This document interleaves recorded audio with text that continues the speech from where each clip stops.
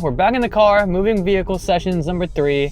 Today I want to talk about heat presses in 2025 because a lot of people are probably wondering, does it still make sense to get a heat press? Is it the best way to start a brand, etc.? So let's talk about it. A heat press is awesome because you get to really learn how to use the equipment and you get to see how things are getting made. And this is very different from just submitting an order, because when you submit an order, you don't really care. You know, you just get the art files done, you submit it, you hope for the best. But with the heat press, you get to really see what goes on under the hood. It's not as technical as like a screen print, obviously, because screen printing, you gotta separate colors, you gotta get ink and all this stuff. But with the heat press, you can just get the machine. If you wanna get a cutter, you can get a vinyl cutter. Like I got the Cameo 4 Plus, and you can buy sheets from pretty much anywhere that sells transfers. Like DTF transfers, puff transfers, plastic transfers. Like there's so many options. So I would say that it is still a really good decision if you want to start a brand, but the biggest caveat will be the fact that getting a heat press means you're going to be spending more time learning how to make clothing versus running your brand. And to dive a little bit further on that topic, when I first got the heat press, I got it because I was paying way too much out of pocket for samples, and also the people I was working with were not very good, essentially, with turnaround. They do great work, but I was waiting for like 2 months to get a sample batch, and I'm like, I can't wait 2 months to get a sample batch if I'm trying to grow this brand, because then I have no inventory, I have no samples, I have nothing to sell or market, right? So I'm like, screw it, this is too slow for me. How can I find a solution to make this better for myself?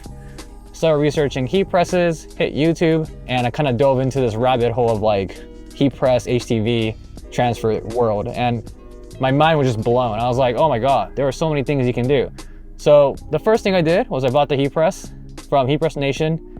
Shout out Heat Press Nation. I don't make as many videos about them as much, but you know, we're not on bad terms or anything. I just kind of changed the way I make videos, but I think their products are great. Like I've had no issues. I've had it for almost 3 years now. Like nothing's broken. The only issue I had was like user error stuff in the beginning, but heat pressing is pretty straightforward. Like you just heat it up, it comes down, you set the pressure, temperature, and you peel it. Like it's really not that complicated. So the barrier to entry is very low, as long as you have like $500 to, I don't know, $1,200. Like that's a pretty good range, I would say, when you're first starting out. You don't need the fanciest press, you don't need the most expensive press, but something to keep in mind is just making sure to get the right size, because you can't change the size of the top platen. You can change the size of the bottom platen on some of them, meaning that you can swap out that piece on the bottom. So if you want to do like a shoulder hit, a neck label hit, a sleeve hit, you can change out the bottom. But the problem is not every press comes with that, and usually the more expensive ones are the ones that have that feature. So I have the 1620 Auto, which doesn't have that, but it has the pull-out drawer, it's an auto open, and I don't know if there's anything else special about it, but it gets the job done. I bought the refurbished one for $850 or something like that, $800 or $900, and it's great. Like I made my money back relatively quickly.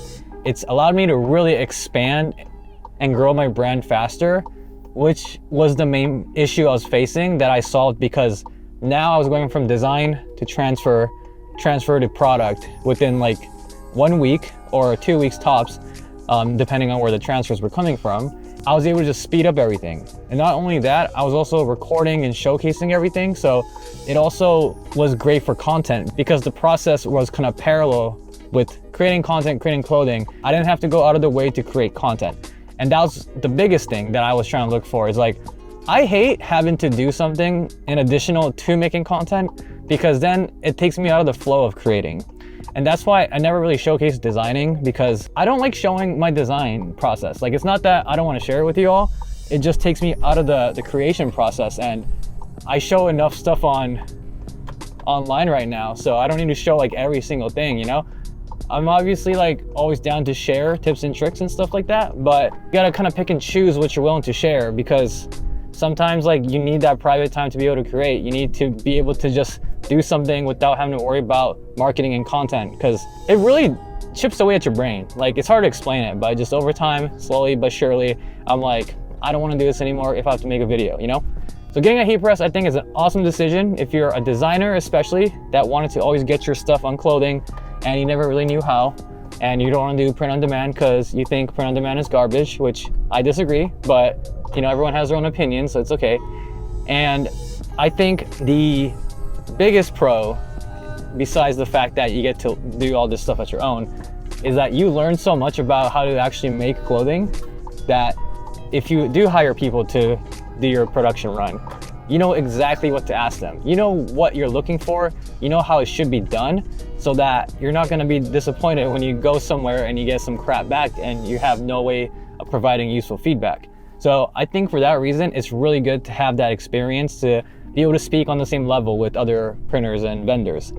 And I already had experience like submitting production orders at my other company, but I never realized like how deep the rabbit hole goes, and like, you know, finding materials like brick, the puff HTV, the plastisol transfers from like TKO and Howard with the halftones, like those are all things that I found because I just dove super deep into it and I was able to find these things. So my advice to you is you're gonna have to really like it and enjoy it, or else getting a heat press might not be the best investment of your time and money, because it is gonna take a lot of time. So my advice is, if you're gonna start a brand and you wanna dip your toes into production, heat press is the best way to go. If you have money that you can spare for production runs, don't bother getting a heat press unless you really wanna learn how to do it. But if you do purchase a heat press, just keep in mind it is gonna take up a lot of your time.